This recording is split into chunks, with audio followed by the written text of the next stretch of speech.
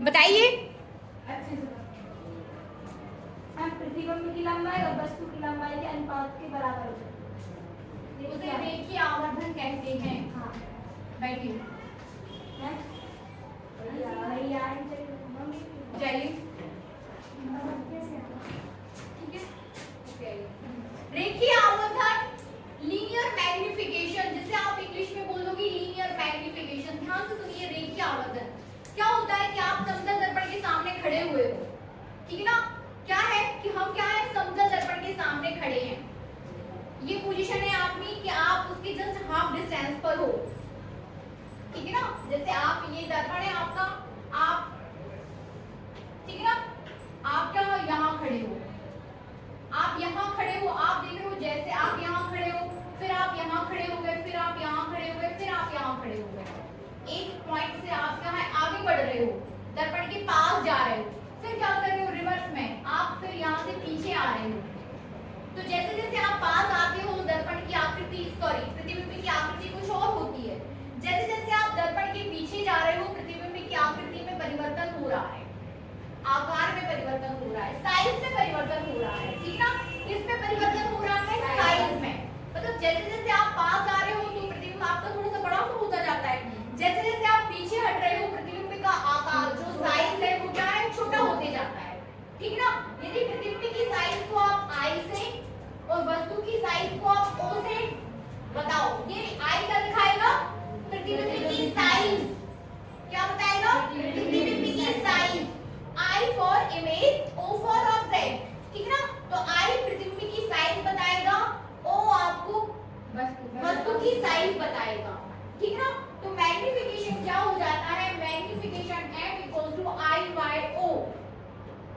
I वस्तु की size, sorry प्रतिबिंब की साइज और वस्तु की साइज के बीच का जो अनुपात है वो मैग्निफिकेशन बताता है, आवर्धन बताता है। अनुपात है मतलब आई और ओ कैसा रहेगा, हमेशा एक बराबर रहेगा। मतलब यदि ये वस्तु है और उसका प्रतिबिंब ये है, तो इस पॉइंट पर भी आई बाई ओ वही रहेगा, इस पॉइंट पर भी आई बाई ओ। यदि आई बाई ओ का मान 2.5 आ रहा है तो इस पोजीशन पे भी 2.5 ही आएगा, इस पोजीशन पर भी 2.5 ही आएगा और इस पोजीशन पर भी 2.5 ही आएगा, ठीक ना। ये है आपके पास आवर्धन, मतलब इससे आप क्या बोल देते हो, आवर्धन। तो वैसे ही आवर्धन को ये आई और ओ के रिस्पेक्ट में हो गया, ये हो गया वी और यू के रिस्पेक्ट में आवर्धन। मतलब वस्तु से प्रतिबिंब की दूरी, वी क्या दिखाता है, वस्तु से, वी आपको दिखाता है ध्रुव से प्रतिबिंब की दूरी। अब आपको ध्रुव और प्रतिबिंब समझ आ रहा होगा कि ध्रुव क्या है और प्रतिबिंब क्या है, ठीक है ना। तो V बताता है ध्रुव से प्रतिबिंब की दूरी और O बताता है ध्रुव से वस्तु की दूरी, ठीक है ना। तो ये M equals to V upon U, ये किसके रिस्पेक्ट में हो गया, वस्तु से, ध्रुव से वस्तु की दूरी और ध्रुव से प्रतिबिंब की दूरी के रिस्पेक्ट में। इट मींस U और V के रिस्पेक्ट में, ये हो गया I और O के रिस्पेक्ट में, ठीक है ना। आपको प्रूफ करना है I by O equals to V upon U equals to M।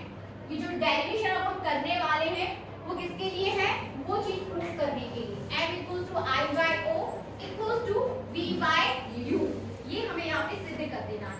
तो M मैग्निफिकेशन है, I O V U, ये सारे टर्म्स क्लियर है आपको, आवर्धन क्लियर हो गया, ठीक है ना। जैसे जैसे वस्तु की स्थिति जैसे जैसे बदलती है, प्रतिबिंब का आकार तथा प्रतिबिंब की स्थिति भी बदलती है ना।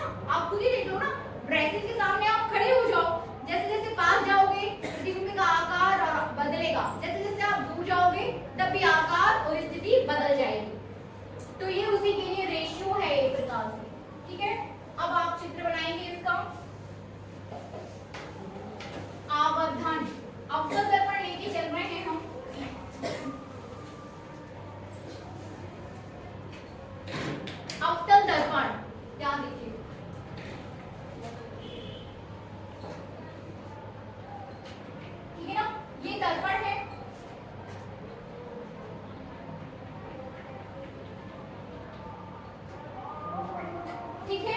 दर्पण बना लिया हमने, ठीक है। पॉइंट दे दीजिए M1 PM, जो भी आप देना चाहें, M1 PM, ठीक है।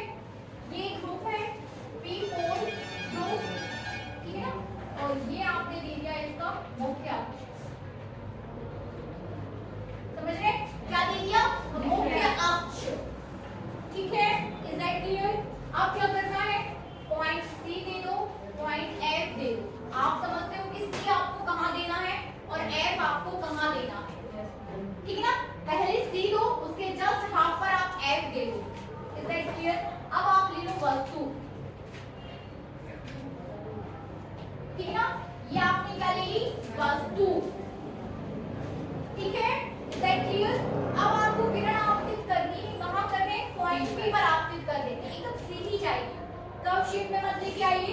आपके पास कोई स्केल है, आप उसको स्केल से भी खींच सकते हैं।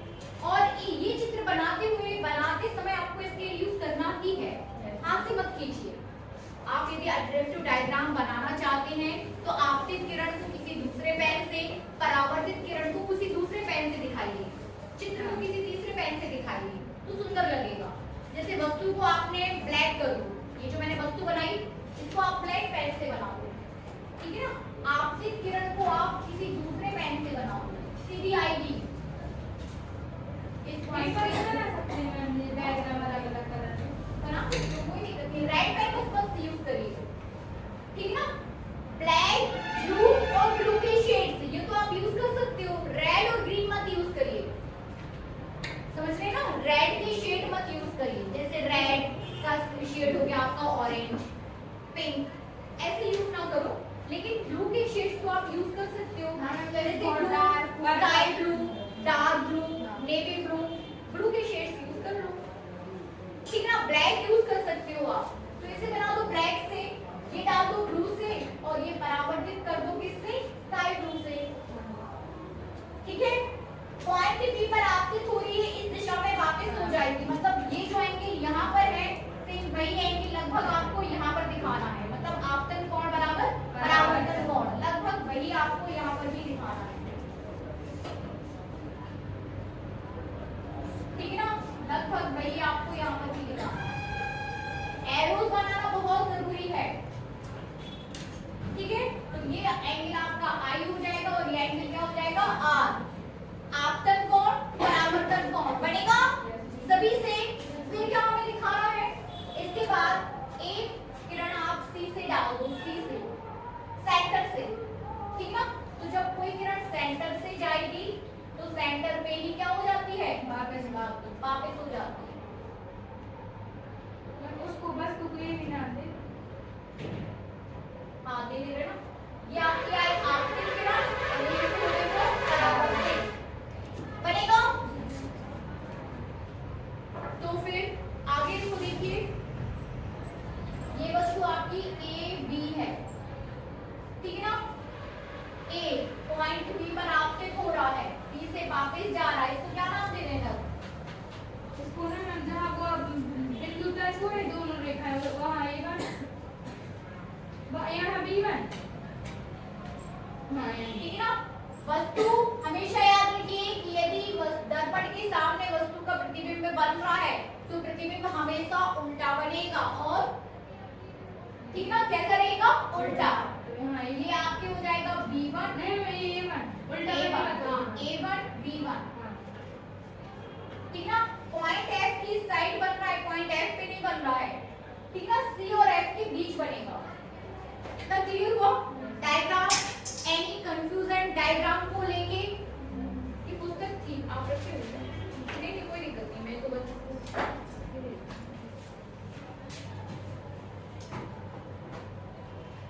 इतना बनेगा सभी से। पॉइंट्स दे दो, लगभग सभी दे दिए, ठीक है ना। N P N1 को N1 कर दो, को M कर दो। चित्र क्लियर हुआ? अब अपन को निकालना है रेखीय आवर्धन।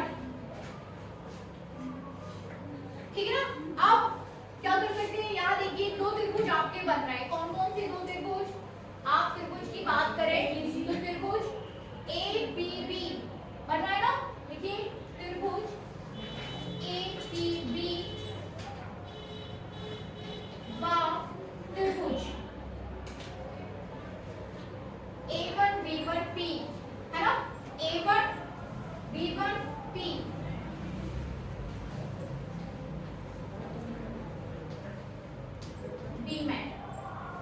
दिख रहे हैं दोनों त्रिभुज? दोनों त्रिभुज कैसे हैं? समकोणिक त्रिभुज हैं, ठीक है ना? कैसे त्रिभुज है? समकोणिक है। आप इन्हें समरूप त्रिभुज भी बोल सकते हो, ठीक है? त्रिभुज ए बी पी, ठीक है ना? B1 A1 P, ठीक है? अब क्या करना है? समकोणिक समरूपता का ये जो है वो लिख दीजिए, यहाँ पर कॉम्बिनेशन बना दीजिए। क्या आ जाएगा? लिखिए B1 A1 divided by BA, B1 A1 divided by BA बराबर B1 A1 divided by BA बराबर PB1 डिवाइडेड बाय PB।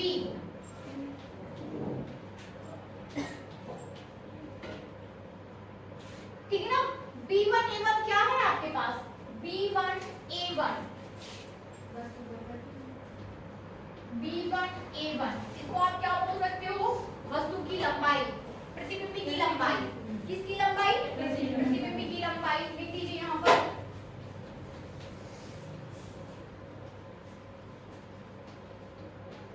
ये हो जाएगा आपका प्रतिबिंब की लंबाई, ठीक है ना? यहाँ देखिए BA, BA क्या है? BA, BA वस्तु की लंबाई।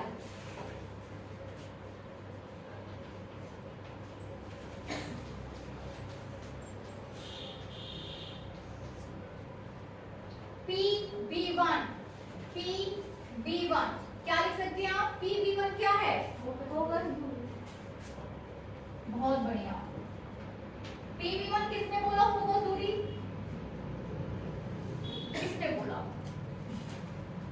अब कोई नहीं बोल रहा, गलत है। वस्तु फोकस दूरी नहीं है, फोकस आपका F तक है बच्चों, F तक। आपका B1 पॉइंट F से अलग है, ठीक है ना? तो PB1 को आप लिख सकते हो ध्रुव से प्रतिबिंब के बीच की दूरी। क्या लिख सकते हो? ध्रुव से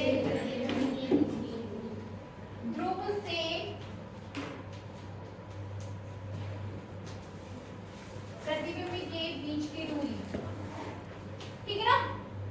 इसके बाद PB1 के बाद आपके पास क्या है? PB। बेबी बताइए PB क्या है? ध्रुव से वस्तु के बीच की दूरी, ठीक है ना?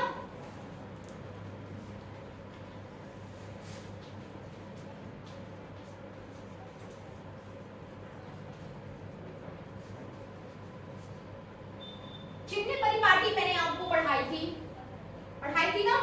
चिन्ह परिपाटी फिर से देखिए। चिन्ह परिपाटी के अनुसार यहाँ देखो, ये आपके पास चिन्ह परिपाटी है कि नहीं? ये आपके पास रखा है आपका क्या? लेंस। फिर से समझा दूं मैं आपको। यहाँ क्या रखा है आपका? दर्पण, ठीक है ना? ये आपका दर्पण। यहाँ जितनी भी चीजें रहेंगी वो कैसी रहेंगी? पॉजिटिव। यहाँ पर जितनी चीजें रहेंगी वो कैसी रहेंगी? नेगेटिव, ठीक है ना? अब ये x एक्सिस है, ये y एक्सिस है, ये भी x एक्सिस है, ठीक ना? ये पॉजिटिव x, ये नेगेटिव x, ये और ये ऊपर वाला पॉजिटिव, नीचे वाला नेगेटिव, ठीक है ना? ये पॉजिटिव और ये नेगेटिव, ठीक है? तो यहाँ पे जो भी चीजें आएंगी वो कैसी रहेंगी? नेगेटिव। यहाँ पे नेगेटिव और ऊपर पॉजिटिव, ठीक है ना? अब आपको बताना है कि प्रतिबिंब की लंबाई जो है, जैसे आप किससे डिनोट कर रहे हो? प्रतिबिंब की लंबाई को I से, इसको किससे? वस्तु की लंबाई को O से। ये हो जाएगा आपका V। ध्रुव से प्रतिबिंब के बीच की दूरी V, और ये U। आपको बताना है I पॉजिटिव है कि नेगेटिव है? I देख लो, I कहाँ फंसा है आपका? I negative. I कहाँ है?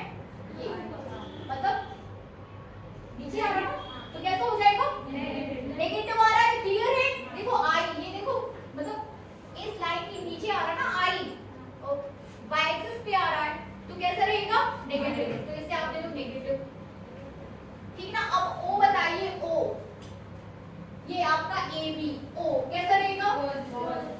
पॉजिटिव, ठीक है ना? दे दीजिए पॉजिटिव।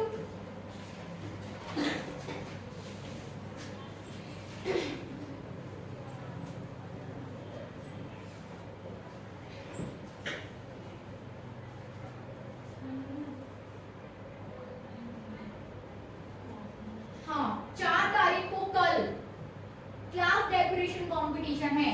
पता चल गया आप लोगों को?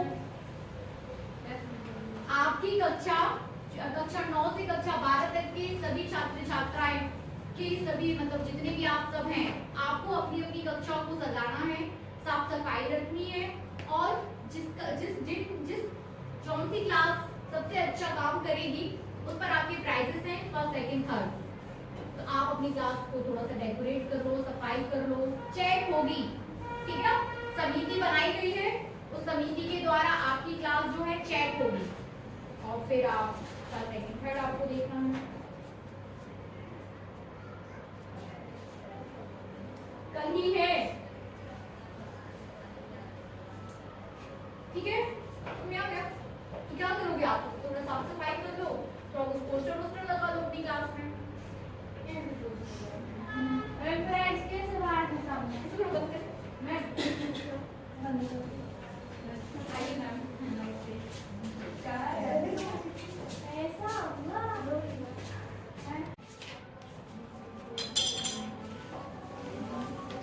हेलो, तो आई आपका कैसा है? नेगेटिव। माइनस वस्तु की लंबाई कैसी हो जाएगी? पॉजिटिव धनात्मक। नेगेटिव v और u दोनों ही कैसे रहेंगे? नेगेटिव, ठीक है ना? ये भी नेगेटिव और ये भी नेगेटिव। रख दीजिए सबके मान कहां पर? इसमें। Minus I upon O is equal to minus U upon minus B, ठीक है ना?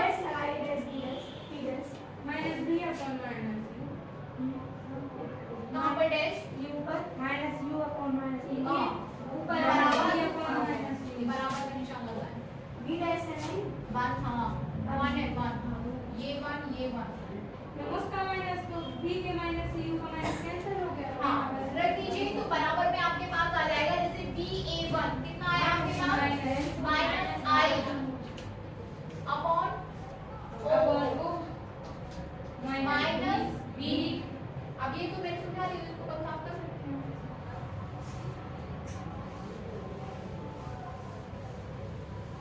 तो minus I upon O equals to minus B upon minus U minus U. Minus minus से माइनस कैंसिल कर दो, ठीक है ना? और इसके इक्वल में आ जाएगा आपका n, यही आपका रेखीय आवर्धन है n, ठीक है?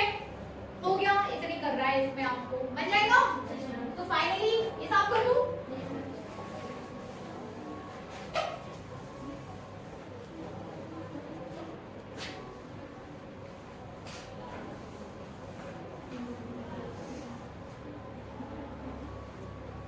हम आप लोगों से बड़े हैं ना, और हम आपको ये बता सकते हैं कि मतलब जब बहुत ज्यादा हो जाता है ना, बहुत दोस्ती हमेशा हानिकारक ही होती है।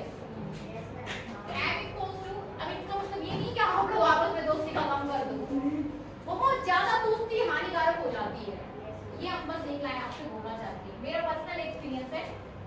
m इक्वल्स टू आ जाएगा आपके पास minus I upon O equals to v upon u। आप इसको ऐसे भी लिख सकते हो, m equals to I upon o equals to minus v upon u। ये फाइनल रिलेशन है। इस रिलेशन पर आपको क्या है? न्यूमेरिकल्स पूछे जाते हैं। इस पर याद करो इसको, m equals to i by o v by u, ठीक है? याद करो अभी के अभी। नेक्स्ट बनेगा ये। आपके लिए ध्यान रखना है कि आपको चित्र कैसे बनाना है। एरोज देना है चित्र पर, रेखा सीधी होना चाहिए, स्केल का यूज करिए, एंगल्स बताइए, आई आर सारी चीजें बता दो, ठीक है ना? माइनस लगा सकता है यू ये माइनस आ जाएगा ना, ये वाला माइनस करेंगे ना, ये ऊपर बीच में नीचे लगा पीछे लगा ठीक है? नेक्स्ट माइनस टू वही माइनस से बेटा, वही माइनस से ज्यादा चिंता मत करो। आई अपॉन टू से तो माइनस नहीं लगा रहा हूं, माइनस को पीछे लगा दो।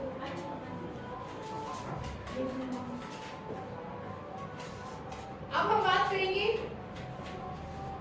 एक छोटा सा बच्चों वाला टॉपिक है, वो है कि बिना स्पर्श किए दर्पण की पहचान करना। बिना स्पर्श किए तो आप कैसे दर्पण की पहचान करोगे? बिना स्पर्श किए कि समतल है कि उत्तल है कि अवतल है, पता चलेगा आपको। दिखा, आप प्रतिबिंब से पहचान करोगे, आप उसको सामने लेके आओगे, हाँ बढ़िया सा चित्र बन रहा है, बिल्कुल भी ब्लर नहीं है, समतल दर्पण है, ठीक है ना? फिर अवतल और उत्तल की आप पहचान कर लोगे। अवतल कैसा चित्र बनाएगा? ब्रॉड कर देगा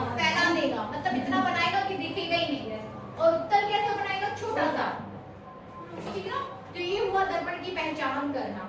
अब यहाँ तक सारी चीजें आपकी चल रही थी, परावर्तन, परावर्तन और परावर्तन। अब हम बात करेंगे प्रकाश के अपवर्तन की, रिफ्रैक्शन ऑफ लाइट।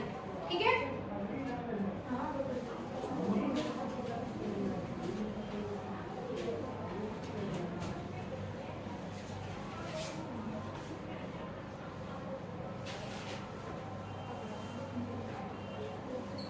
अपवर्तन सीखिए, प्रकाश का पर अपवर्तन।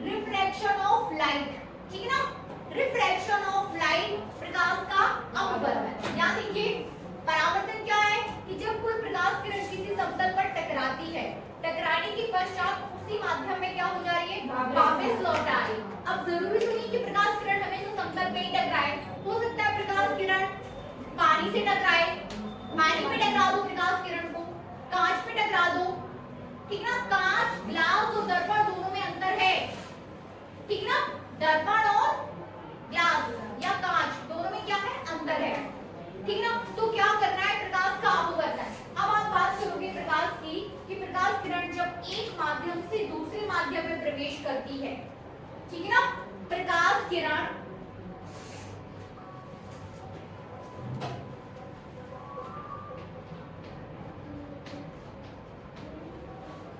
एक माध्यम से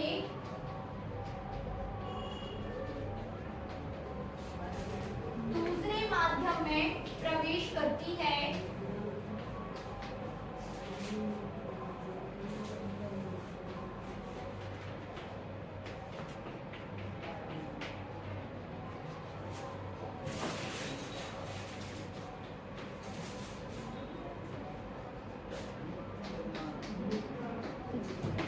अपने मार्ग से विचलित हो जाती है।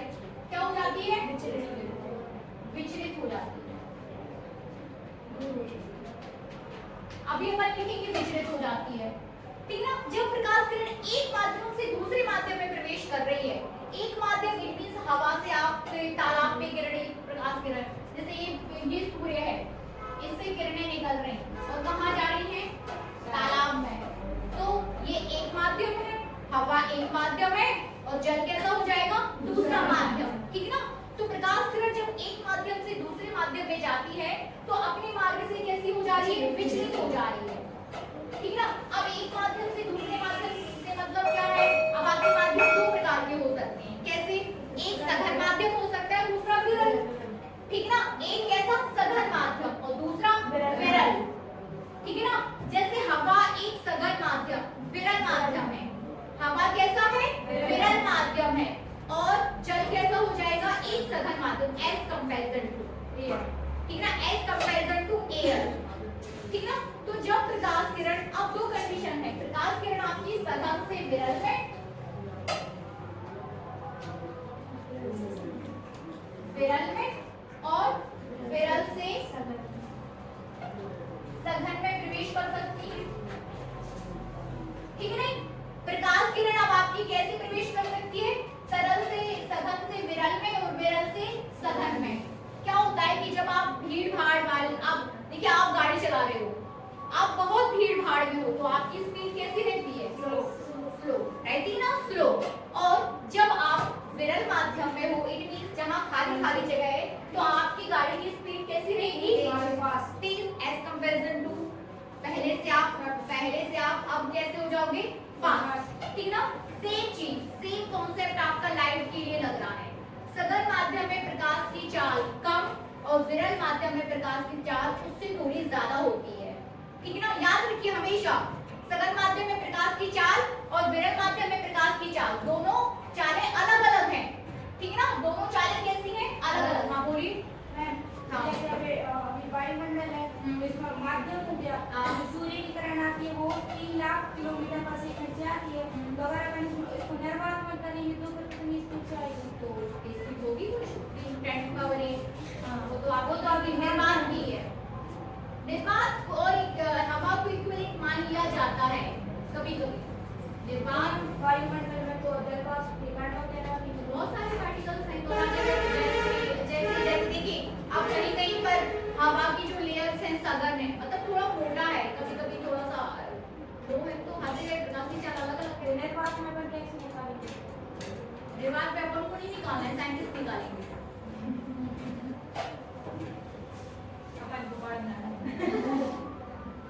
अपन रिसर्च करेंगे ना खुशबू, तब निकालेंगे, है ना। अभी चीजें अपन को मतलब है कि नहीं, चीजें आपको दी हुई है कि हाँ इस जैसे जल में प्रकाश की चाल आपको दी हुई है एज थ्योरेटिकल, ठीक है ना। आपको कांच में प्रकाश की चाल दी जाएगी, ठीक है ना, आपको निर्वात में भी दी जाएगी, ठीक है। तो अलग अलग हर माध्यम में खुशबू का जो क्वेश्चन है वो ये है कि हर माध्यम में प्रकाश की चाल अलग अलग है, सेम नहीं है। तो जैसे एयर का जो है माध्यम में इतनी चाल है, एयर को इक्विवेलेंट मान लिया जाता है यदि एयर विरल है, बहुत ज्यादा दूर दूर की यदि आप बात करो तो एयर को निर्वात की इक्विवेलेंट मान लिया जाता है कि जो प्रकाश की चाल निर्वात में है वही एयर में, विरल एयर में, सघन एयर में। एयर यदि बहुत ज्यादा है ना, तो मैं जैसे अंतरिक्ष तो निर्वात है, तो सन की जब रेज आती होंगी तो पृथ्वी पर कम हो जाती होंगी तो आपके पास जो देखिए आप तक प्रकाश किरणें जितनी भी पहुंच रही हैं वो कई सारी चीजों को पार करते हुए पहुंच रही है। जैसे आप हो, मुझे वहां तक जाना है, आप मुझे थोड़ा सघन लग रहे हो, आपको दिया गया है ना कि सूर्य की किरणें जो है पृथ्वी तक इतने समय में पहुंचती हैं, तो वो कई सारी चीजों को पार करते हुए पहुंच रही, तब इतना समय लग रहा, ठीक है ना। जैसे मुझे यहाँ से वहां जाना, तो आप लोग थोड़ा सघन हो, यहाँ मेरी स्पीड थोड़ी कम हो जाएगी, मुझे जैसी जगह मिलेगी मेरी स्पीड थोड़ी ज्यादा हो जाएगी, फिर ज्यादा। तो ये पूरा आपका एवरेज निकाल दिया जाता है कि 8 मिनट में आप पहुंच गए, है कि नहीं। वो ये नहीं बोल रहे कि निर्वात से होते हुए 8 मिनट, आप सब कुछ कंप्लीट करने के बाद 8 मिनट में सूर्य की किरणें हैं जो आप तक पहुंच गई,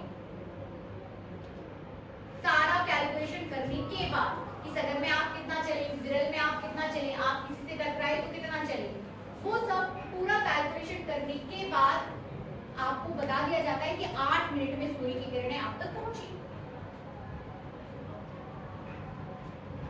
ठीक है ना, सारी लेयर्स को पार करते हुए, ठीक है। तो थोड़ा इसको देख लो, मैं आपसे ये बताना चाह रही थी कि सघन में माध्यम में प्रकाश की चाल कम होती है, विरल में ज्यादा होती है। जब सूर्य किरणें विरल में कम होती है ना, बता दिया एग्जांपल से भी बता दिया कि आप विरल में स्पीड आपकी ज्यादा हो जाती है और सघन में आप कम स्पीड रहेगी, ठीक है ना। तो जब प्रकाश किरण, दो चित्र आपके पास ये रहेंगे, ये सघन और ये विरल, ठीक है ना, और ये विरल और ये सघन। यहाँ पर भी अभिलंब खींच लो और यहाँ पर भी अभिलंब खींच लो, ठीक है ना। ये आपने प्रकाश किरण डाला और यहाँ पर भी आपने एक प्रकाश किरण को डाला, ठीक है ना। जब प्रकाश किरण सघन माध्यम से विरल माध्यम में प्रवेश करती है तो अभिलंब से दूर हट जाती है, ठीक है ना। ये अभिलंब से दूर हट गई, ठीक है ना। और जब प्रकाश किरण विरल से सघन में पहुंचती है तो अभिलंब की ओर झुक जाती है, यही प्रकाश का अपवर्तन है। और झुक जाने का या दूर हट जाने का कारण है प्रकाश की भिन्न भिन्न माध्यमों में प्रकाश की चाल का भिन्न भिन्न होना, ये हो गया अपवर्तन, ठीक है। इसके आगे अपन कल पढ़ते हैं, अभी आप लोग हिंदी वगैरह देखो, ठीक है ना। अपवर्तन के नियम